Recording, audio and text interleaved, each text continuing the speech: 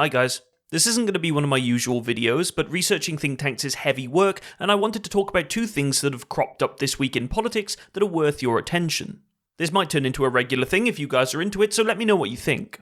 First up, our unelected Prime Minister and man who is richer than the King, Rishi Sunak, made a speech this week saying that he wants to stop GPs writing people off work. If you take him at his word, he says that it's a great thing that people are more open about mental health struggles, and with that in mind, why don't you all just talk about your crippling depression and Crohn's disease while you work? In his endless ability to relate to those that rely on benefits, he says that there is nothing compassionate about leaving a generation of young people to sit alone in the dark before a flickering screen, watching as their dreams slip further from reach every single day. The way he wants to help these people, being the stand-up guy that he is to introduce a yet unspecified group of, quote, specialist work and health professionals that will do a better job of understanding what your condition limits than any doctor, nurse, or physiotherapist can.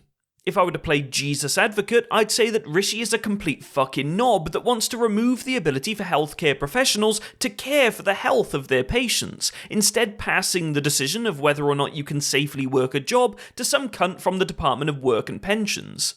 He says that we should focus more on what you can do rather than what you can't do. This is obviously a rhetorical nothing burger. Outlining what you can't do is, by implication, telling you what you can do as well. What he's actually trying to say here is that we need to more aggressively challenge people who are currently out of work. Rishi says that it's not about cost. If we're worried about cost, you just freeze all benefits. This is more about telling people that productivity is brilliant, and if you aren't as productive as he wants you to be, you clearly just need to be forcibly shown how brilliant it can be. He goes on to say that if you're still out of work after 12 months with one of his work coaches, you'll have your benefits removed entirely. Because of course you weren't trying hard enough, so pack up your colostomy bag and pop on both of your prosthetic legs because you're out, bucko. Also, homelessness is illegal, so don't do that. But also, get the fuck out. God, why are people saying I'm so out of touch? Also, how do hammers work? This is, of course, fucking disgusting. The Conservative Party have stalled wages for a decade. They've overseen the longest hit to living standards since records began, according to the ONS. We've reached the highest level of debt since the 1960s. Food parcel claims have increased from less than 100,000 a year in 2010 to almost 3 million a year in 2023. The amount of red flags here would put Mao's China to shame, and yet we're stuck with an unelected, wet piss stain of a Prime Minister until he himself decides that he wants to call a general election. It apparently has not occurred to this fact-retardant gimp that the problem might be caused by a dysfunctional NHS, hamstrung because it was unfortunate enough to exist at the same time as a Prime Minister with a longer yellow streak than a herd of diuretic camels.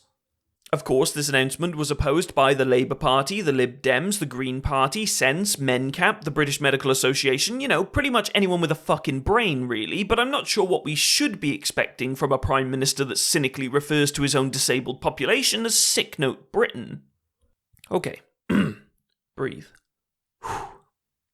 The second and final thing I want to run past you is something different. I'm going to sway from the norm and talk to you about a story involving a sleazy, morally repugnant Tory minister. Shocker, I know, but it's fucking mental, so strap in.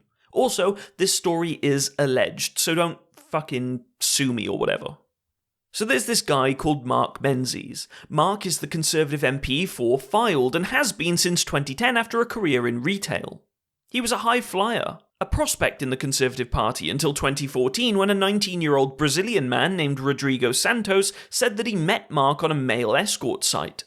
Mark had given him tours of Parliament, and also paid Rodrigo for sex and mephedrone. Mephedrone, or bath salts, is basically a stimulant you can snort that gives you superpowers that only work in your head. Despite rigorously denying the story, Mark stepped down and didn't provide any evidence or statement to clear his name. Fast forward to 2020, Mark approaches the signatories responsible for managing his campaign funds and told them that he has urgent medical bills that need to be paid, and that he wants to take a few grand out of the campaign's donations to pay them off. He took the money, promising to sell a few shares and to pop it back into the account. Here's the first red flag. How did he not see these very legitimate, definitely real medical fees coming? I'm pretty sure selling shares would probably take a few days. Do private medical companies not tell you how much you're going to owe and by when? Anyway, he took £3,000 and £4,000 in two separate transactions, totaling £7,000, and to this day there is no record of him paying the money back. Tick forward to November last year, and the same shit happens again. He took the same amount of money in the same amount of transactions in order to pay for more private medical bills. That's a total of £14,000 taken from money donated to his campaign. He again elected not to pay this back. Then December comes round. Mark calls one of the signatories I mentioned earlier, 78-year-old Katie Fieldhouse, at 3 in the fucking morning, telling her that he needs another £5,000 because he's been locked in a flat by very bad men that won't let him out until he pays them.